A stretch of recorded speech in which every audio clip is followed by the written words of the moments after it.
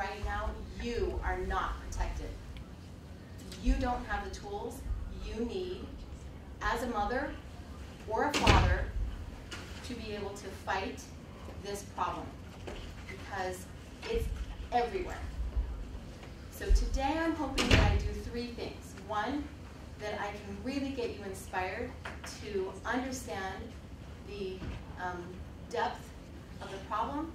Two, that I give you hope that you can do something about it. And three, I want to give you a tool to help you so that you can be able to have difficult conversations with your children. To begin with, I want to show a little video clip from Mormon.org, or Mormon channel.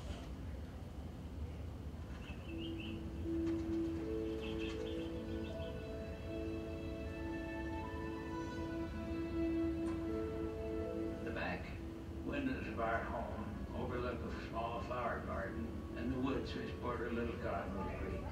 Every year, this ivy has been the nesting place for house finches. The nests in the vines are safe from the foxes and raccoons and cats that are about at night.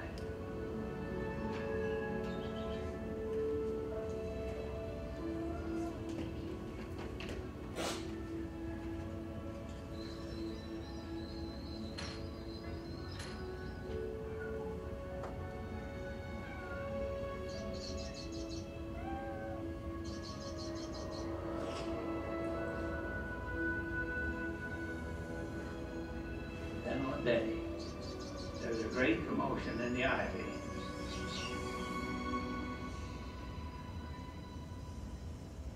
Not in 50 years that we have lived at home have we seen anything like that before.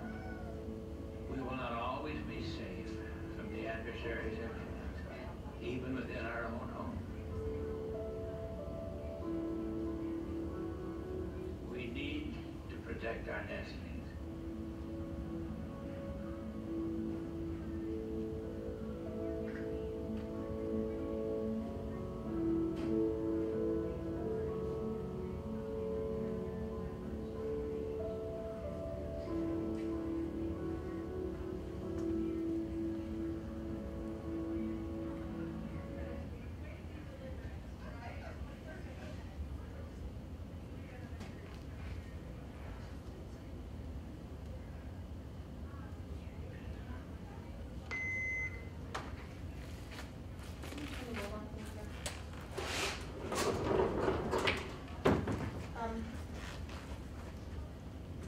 Read to you an article that I found in the Desert News.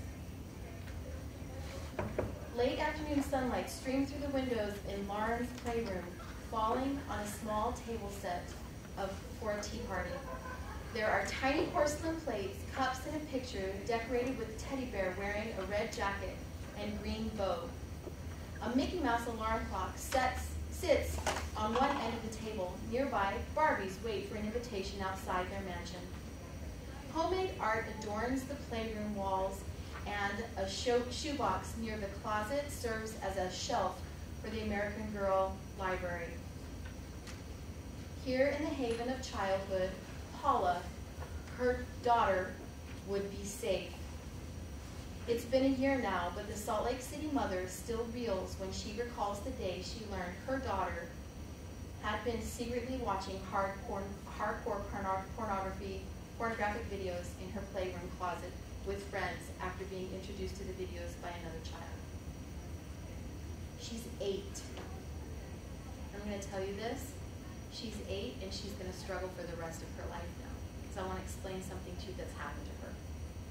Paula said, she still believes in Santa Claus and the Tooth Fairy. You think you are doing everything right, and then you discover you've been invaded by an intrusive outside evil, scummy force. It's so gut-wrenching. The sadness of the innocence is lost. You only get one childhood. So when children are exposed, especially under the age of 12, between the age of 8 and 12 especially, their minds are not equipped to understand the violence, it seems like, that they experience with pornography. When they're exposed to pornography or any kind of image that is outside their understanding that seems to be shameful or seems to invoke any kind of emotional response or physical chemical response from their body, it's very confusing to them. 90% of them are going to perceive it as abuse.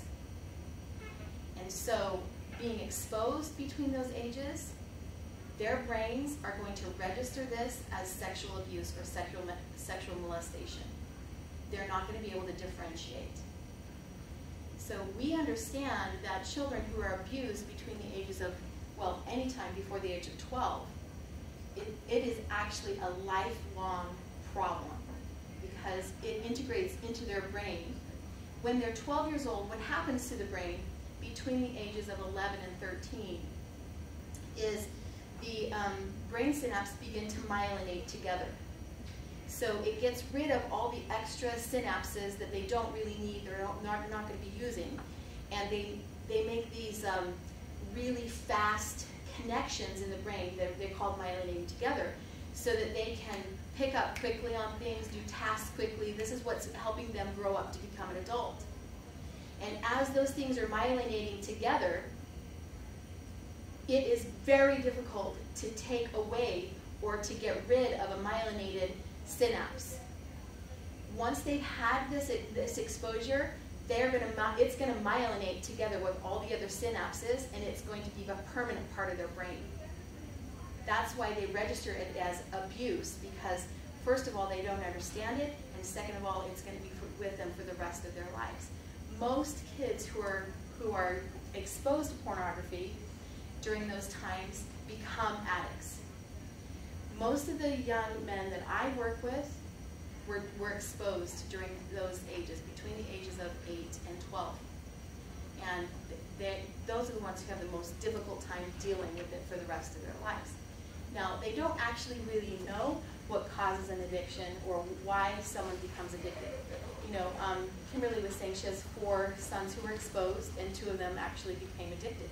And can you tell why 2 of them might have been addicted and why 2 of them? Yeah, we don't really know. It might be a personality characteristic. It might be what happened to their brain when they were exposed. It might be the chemical response that they had in their body when they were first exposed. So we don't actually know. But I'm going to tell you this.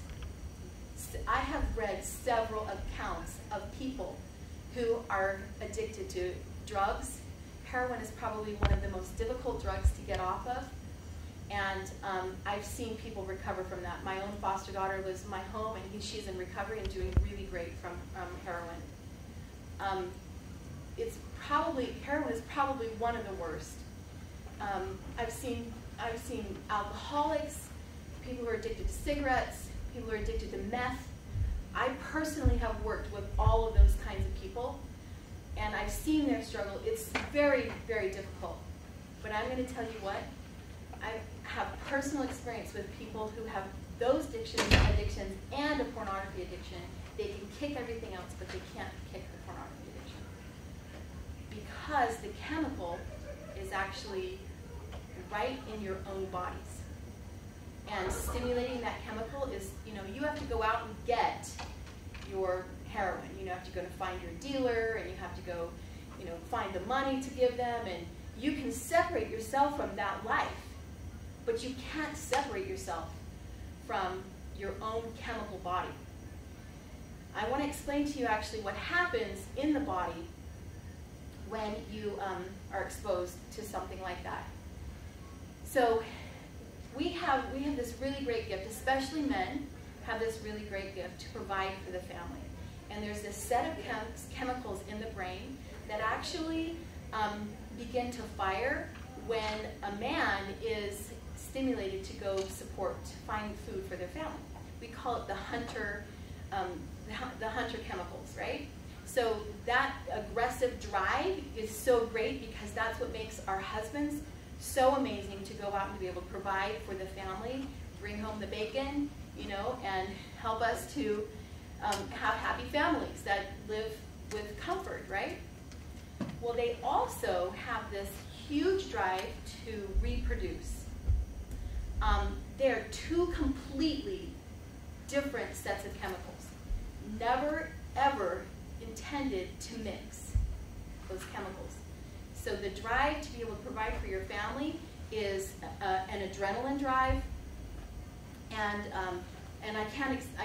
There's a set of 15 chemicals, and I don't know all of them: norepinephrine and a dopamine, and there's a bunch of these chemicals, right? Then there's these other chemicals that they have that's the sexual drive, which include oxytocin. Dopamine is one of those. And anyway, so they're two separate chemicals.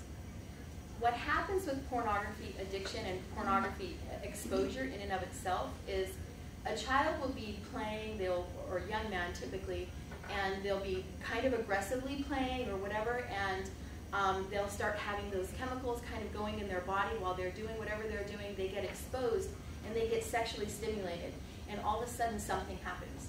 The two sets of chemicals begin to mix, and that mix actually creates a heroin-like substance in the brain. So essentially what's happening is they are infusing themselves with a heroin-like substance at the age of 12. That substance actually feels, and so to get the substance again, they're like, ooh, that felt good. So in their mind, they're thinking, that felt good. It's very confusing, but something inside me says that's wrong. So what happens is Satan gets hold of that just like that. He knows exactly how to manipulate and how to get what he wants us to do. He understands what's going on in our body. He can't actually go in there and stimulate our bodies by himself. He needs our help. So I'm going to teach you this process called the Satanic Spin. But before I go into that, I'm going to read to you one of the lessons that we created for our Eternal Warriors. Eternal Warriors is a program, and I'm going to have Tasha explain it to you a little bit more in detail at the end of the presentation. It's an addiction prevention program. And we train mentors to be able to teach this to people, and anyone who is interested in understanding the chemical scale and the chemical spill and how to accomplish their goals that they want to accomplish, and why Satan doesn't want you to be the best and most amazing person that you possibly can be. But it also introduces a couple of conversations that you can have with your children. And this is actually one of the lessons that we give to parents to have, that they can have a conversation with their children. And we actually use this lesson, I'm going to give it to you for free. We actually use this lesson to help you have and teach you how to have a simulation with your children. And I actually go over this with my sons regularly, so that and simulate this regularly, so that they understand what it is that we're up against. Now, I will tell you, my experience with this is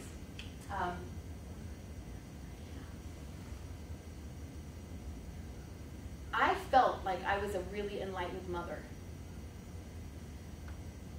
I went to God many years ago, back when homeschooling wasn't that popular, and said, hey God, I have some friends who are homeschooling. I'm wondering what you think. I'm considering it. I had this huge burning in the bosom. I knew that it was something I needed to do, and I knew that if, as long as He was behind me, He would protect me, and all things would go well, right? So I worked really hard at understanding homeschooling, trying to do what I was doing best, and had no idea that my son had been exposed to pornography when he was 12. Now he's 26 now, and he's still an addict. And I wish I had had this back when he was 12. I wished I had the resources that are available to you guys now, because I would have gotten my son involved with that right away. I think, Kimberly, you were able to get your kids kind of some help through that kind of stuff, right? How fortunate you are. maybe God just needed me to go through that so that I had an understanding of what the world was going to be like, and so that I would stay motivated, because I figure as long as I keep bringing this message to all the people in the church, that I will be doing my part and God's going to take care of my son. It's really my motivation. But what happened was my daughter, my second daughter, married an addict. And then my third daughter started dating an addict.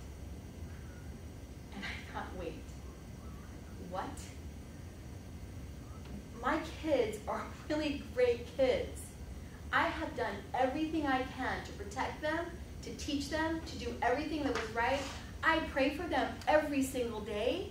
I pray about what they're going to be learning every single day. I am so invested as a mother and a homeschooler, because that's what we do, right? And I thought to myself, no, I'm not doing this. I am not doing this. I'm not going to let this continue to happen. So I called Maurice Harker, who is the director of Sons of Helaman. I just barely found out about them because I had some students who were going through the Sons of Helaman program.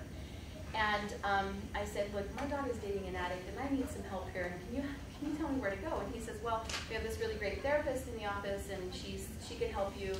She can help your daughter kind of navigate through this relationship. So I made an appointment, and we went to go see Jennifer Johnson, who's in our office right now. She's the one who is the therapist for the young ladies who struggle, and also for the women whose husbands are addicted. And as I was in the office talking to, well, my daughter was in there and I was sitting in the waiting room, Maurice came out of his office and started chatting with me and asked me who I was, what I was doing. He said, oh, I heard about you. I have some of your students, you know, and we had this little conversation. He said, I'm really interested I'm looking for some help. Would you be interested in coming to work for the company? And at that moment, I absolutely knew that God was calling me to create a prevention program. I'm a curriculum writer, and he wanted me to be his office manager. I'm thinking, but I knew that that's what I needed to do, and that's what my motivation is, because I understand how important it is that we begin to have these conversations. So I'm just going to actually read this lesson to you. It's very, very simple. If you guys want to open up your lesson, then I hand it to you. And you can teach it just like this to your children. Once upon a time, there lived a beautiful young woman named Lucy. Every night before retiring, she would open the window and gaze up to the stars.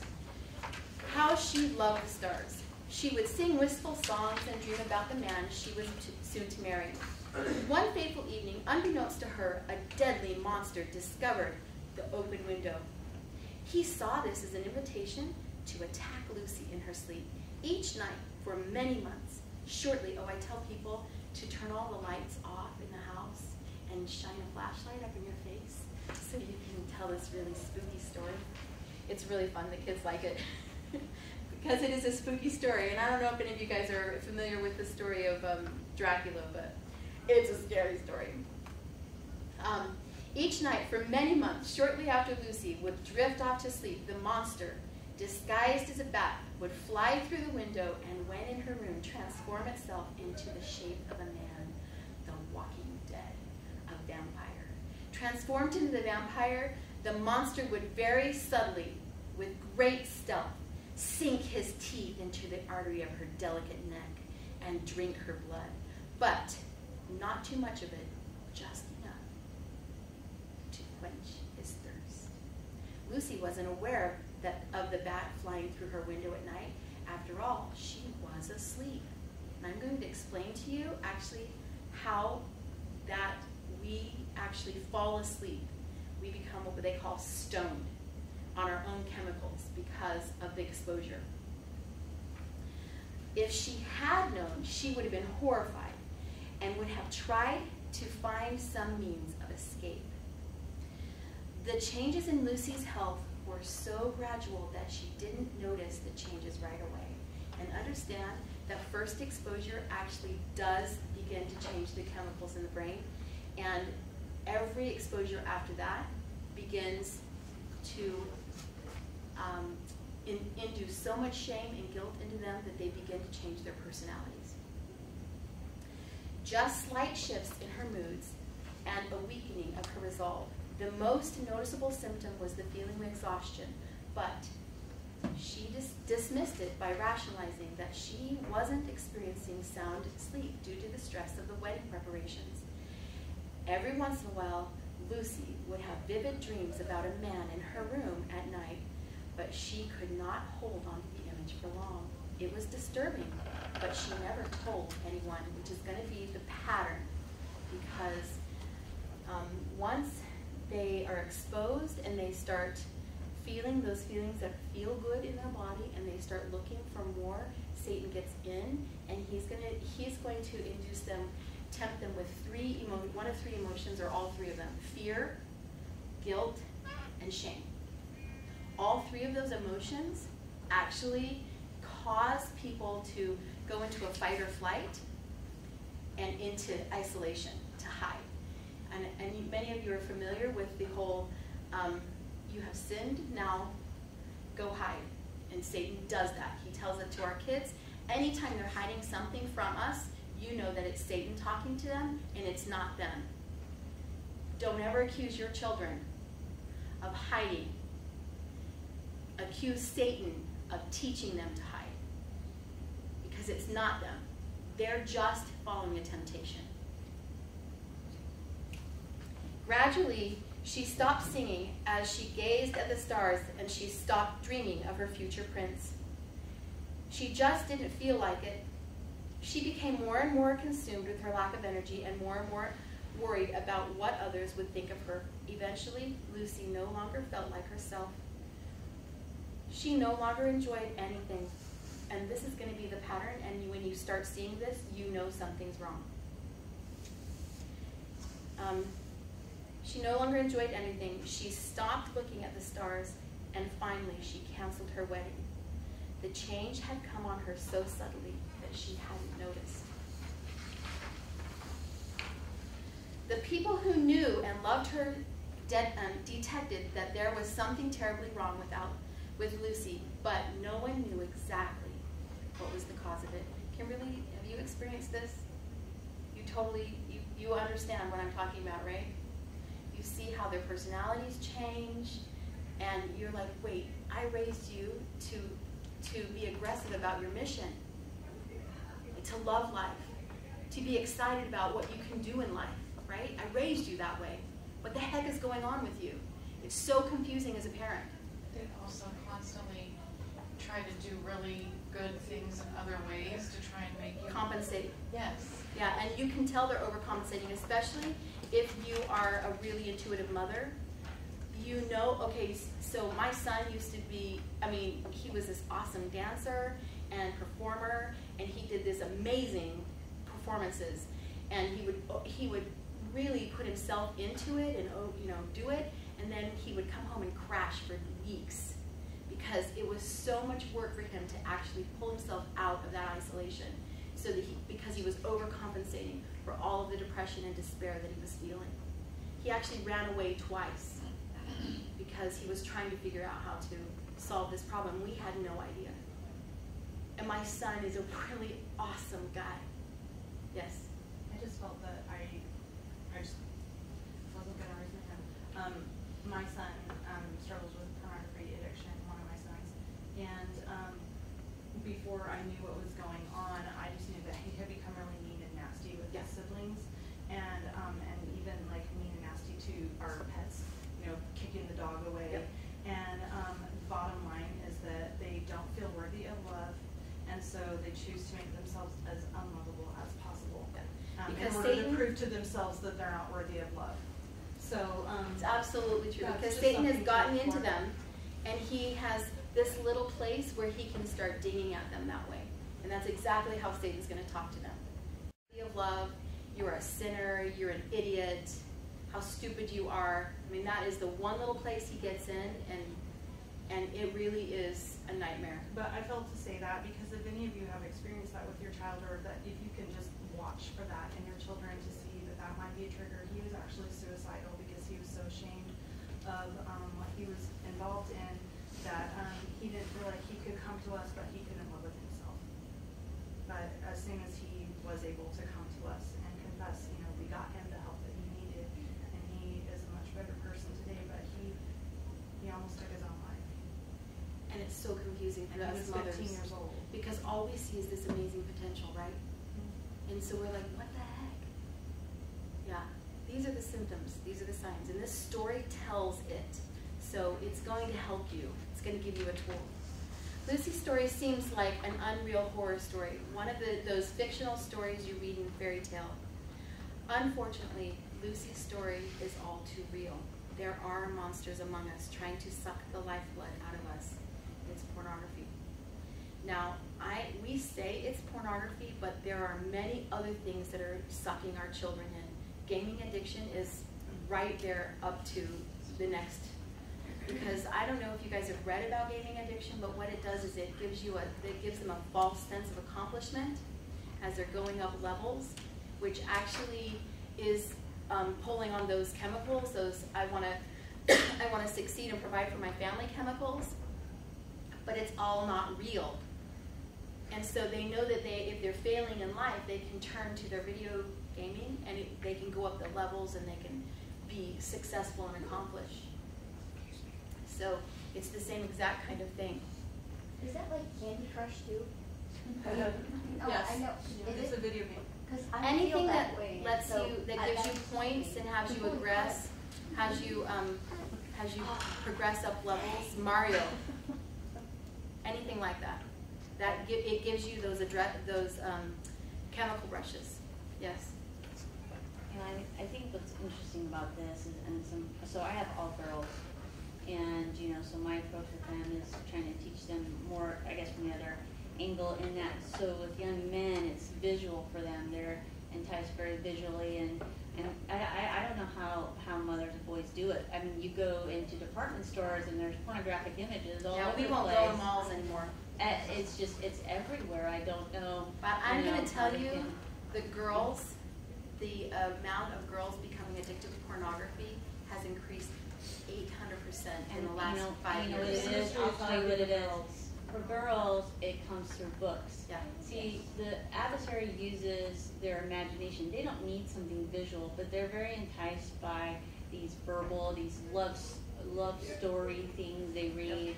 And so they think, oh, this is such a great book, and blah, blah, blah. And they don't realize that it's arousing these sexual feelings in them when they're reading detailed accounts of, some sexual encounter or whatever it may be.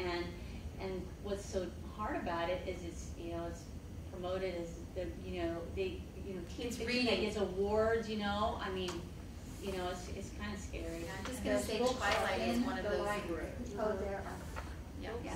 Oh, it's just the same. Yeah, it's all available. Yes. I know you want to finish your story, but I need to understand. My children are 7 and 4 and 1, and they know when we go to the mall. I don't know why I'm like super emotional right now. I don't cry for the people. Sorry. When we go in the mall and we walk by Victoria's Secret, they both know that's the store we don't look at, and they look the other way. And it's because I've had to teach them that, and I'm sad that I've had to teach them that. They know that they've seen mom, as they're looking the other way, go to the person in front of the store and ask them why that's okay to show a naked woman in a place where there are children and other women. I'm offended by that as a female. They've also seen mom in the grocery store tell the managers these magazines are not okay to be visible to everybody. I believe in freedom of choice. People buy those, that's their choice. But what you know is that your children are being exposed to that, and they are registering it as abuse. Yeah. Their brains are registering it as abuse. They know that's what happens to their brains.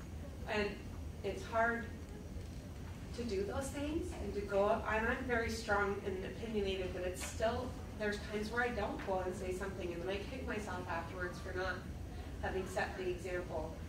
But I was exposed to pornography in college. Before that, because he'd watch movies, and now I look back and that was not appropriate. But in college, through a boyfriend, when I was not active in the church. And I am listening to this story and thinking, because I often look back and think, that was like a whole other person, a whole other lifetime.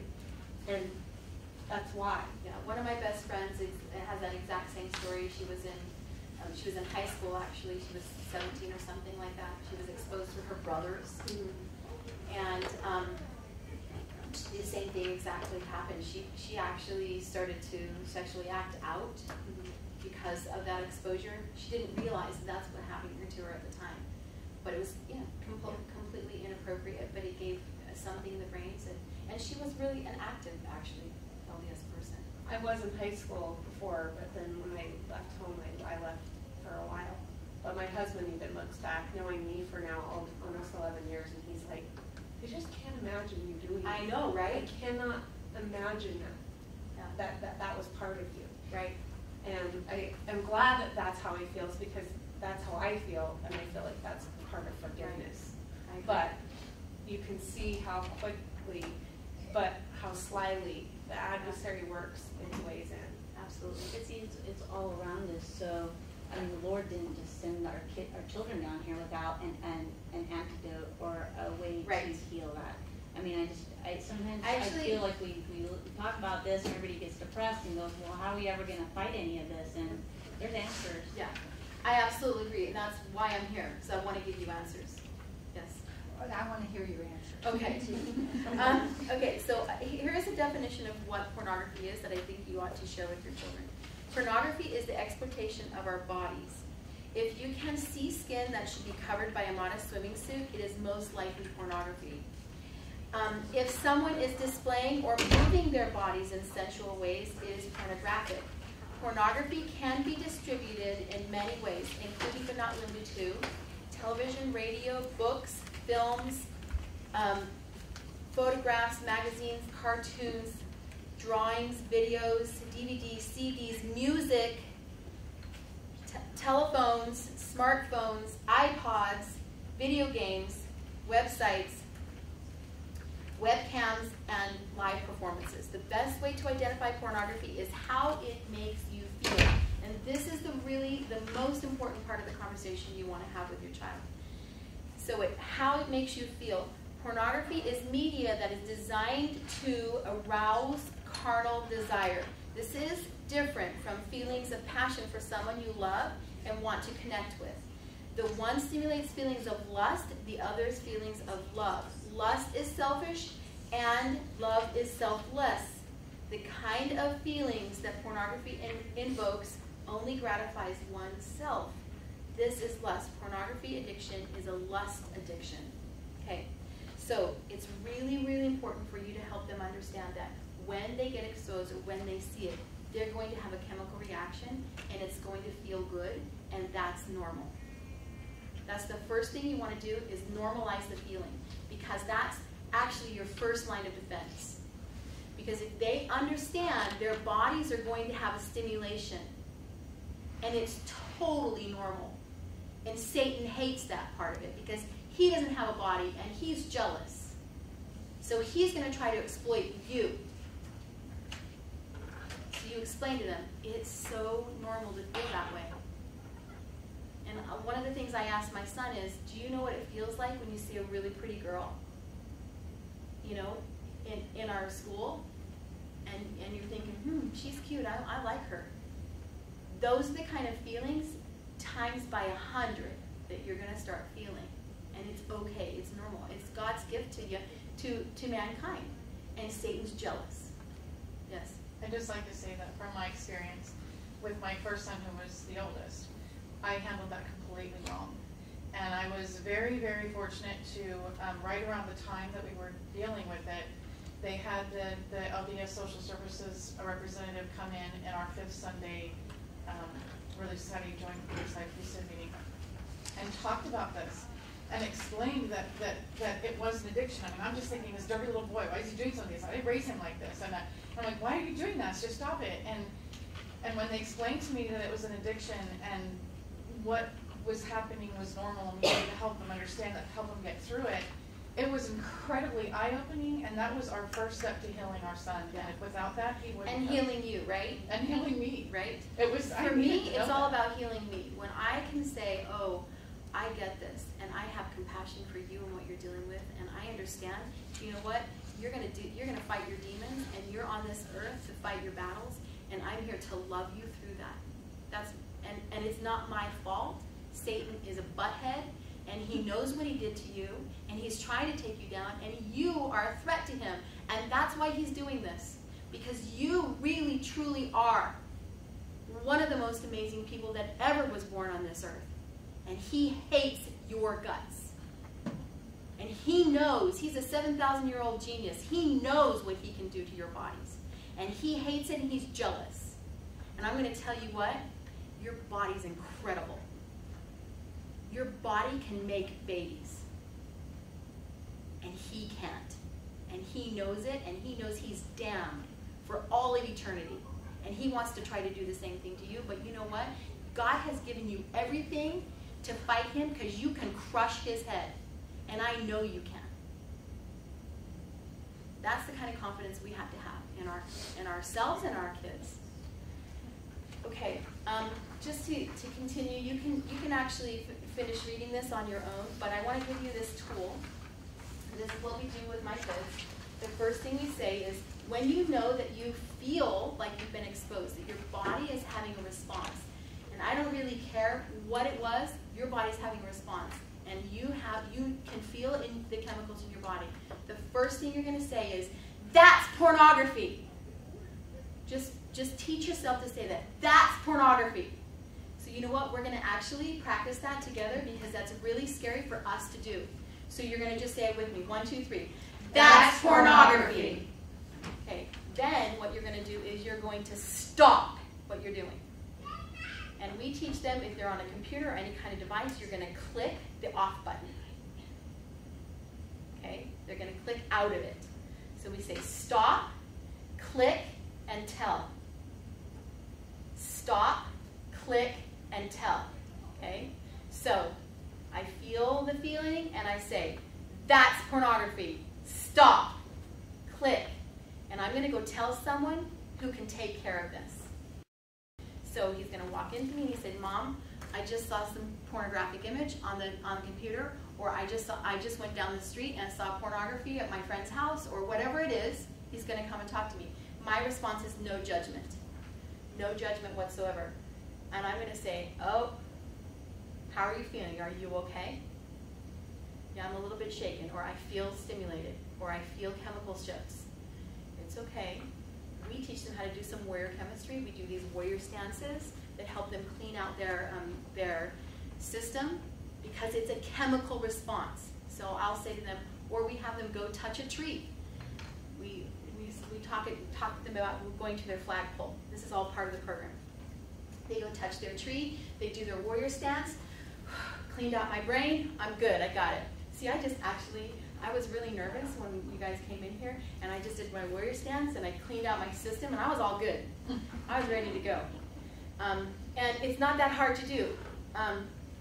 So I tell them, okay, go do some warrior chemistry, and I'm going to go take care of it. And it's interesting, because I have a student who, his mom taught him this, and he says, he's 18 years old. He said, Mom, really, seriously, I'm going to tell you every time I'm exposed. I mean, I'll be telling you 2 times a day. Because, you know, these pop-ups or these whatever, they stimulate me. I'm 18 years old. She said, I don't care. You come and tell me. And I'll help you go do your warrior chemistry. And so he doesn't even have an addiction. He just is, you know, he's a man. Right? So she teaches him. Okay. So this is a tool for you to take home. It works. I'm just telling you. I have 2 other sons that I've taken through this program, and it has changed everything in our lives. Let me explain to you a principle that we teach called the Satanic Spin. You have a little card in front of you that's it has a Satanic Spin on it. So what's going to happen is they're exposed, and we call it flashed. They're flashed, okay?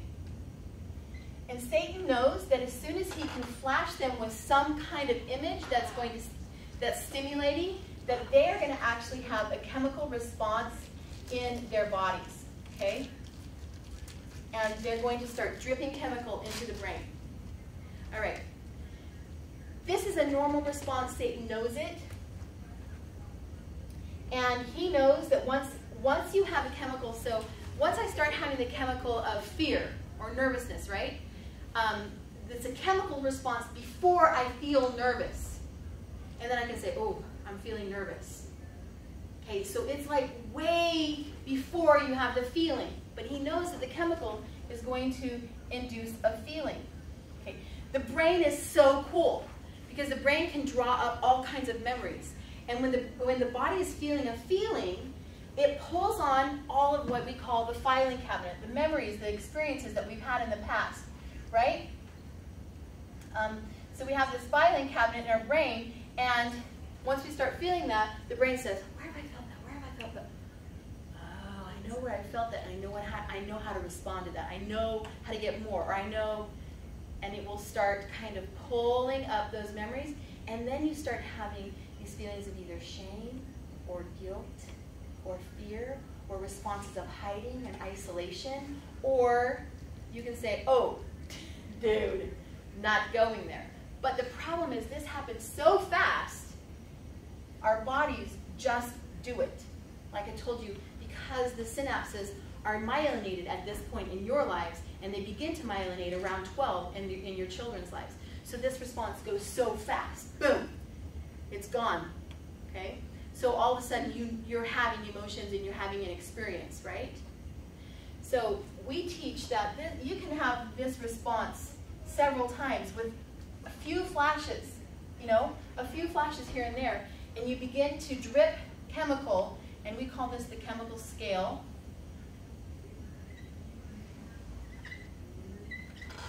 What happens is you have a child who's experiencing this, and their chemicals start to become out of control.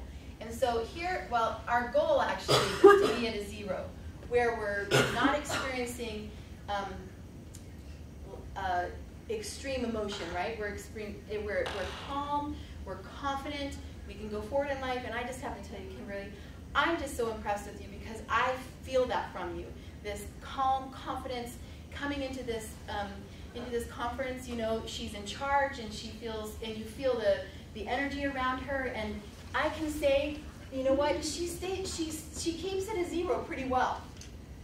Pretty well. And if she's not at a 0, I'll bet she does things to kind of pull herself back to a 0 so she can direct like that. And that's when we're at our best behavior at this point, because we're feeling the flow of the Spirit is coming into us, and we're feeling inspired.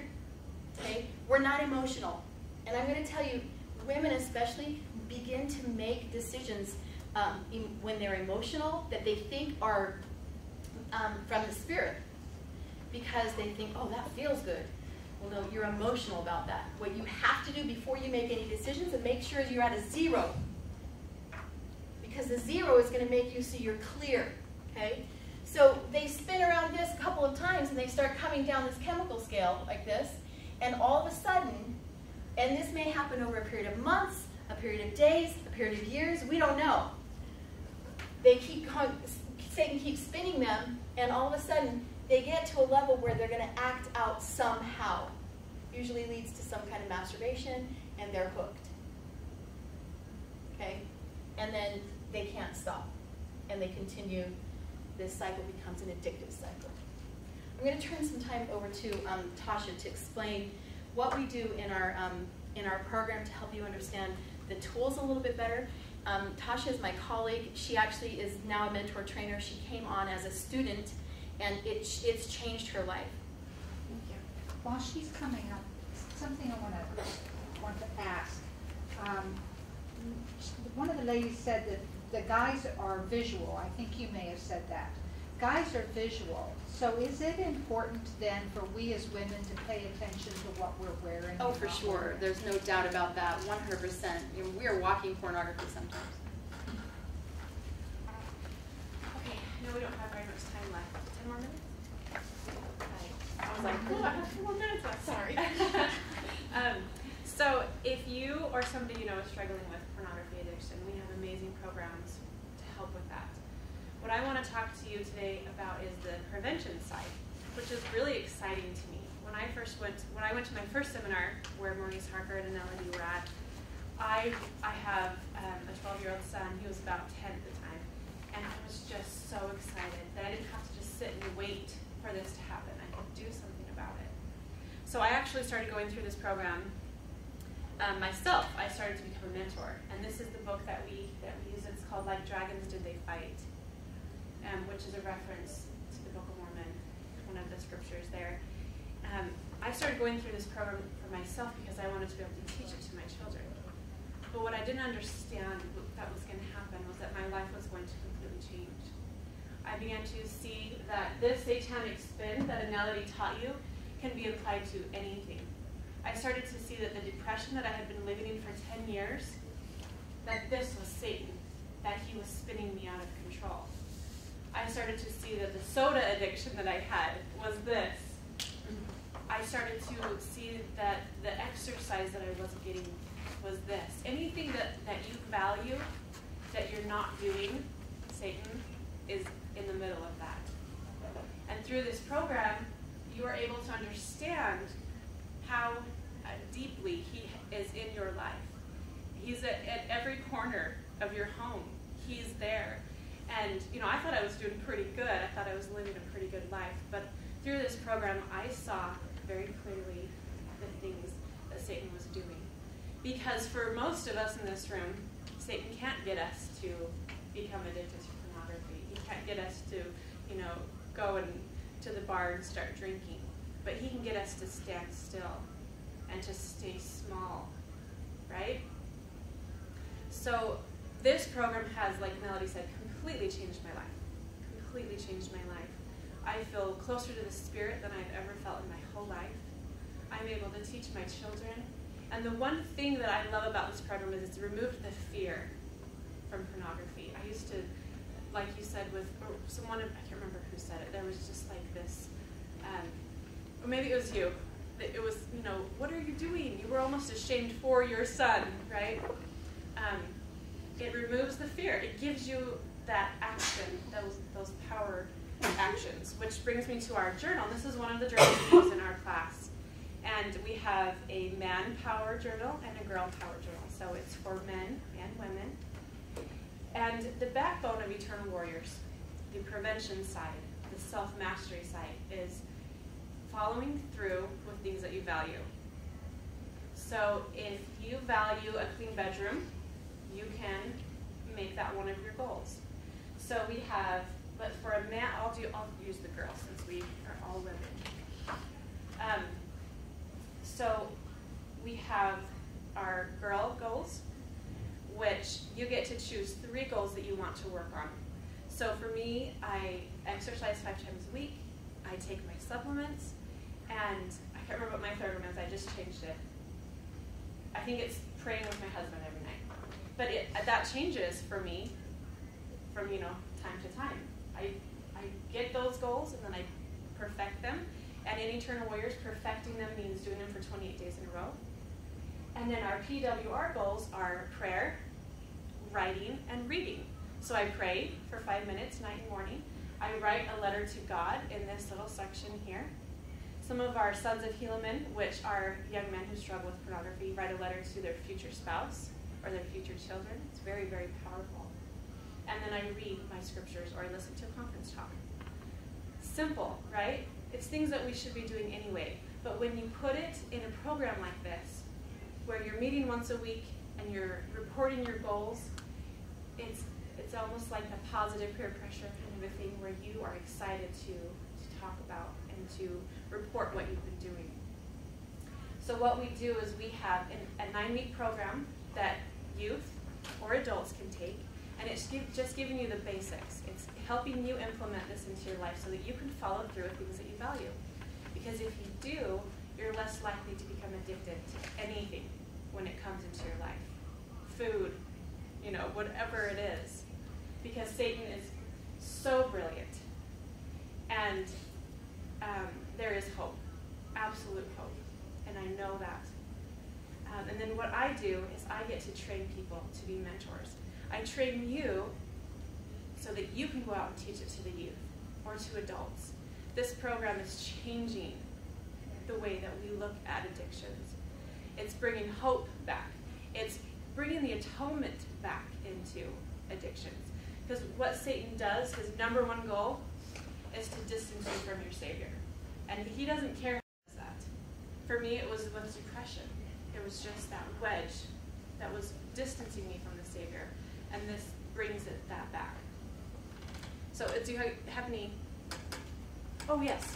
If you would like, if you need help, if you have someone in your life that is struggling, if you're struggling, you can text help to this phone number up here.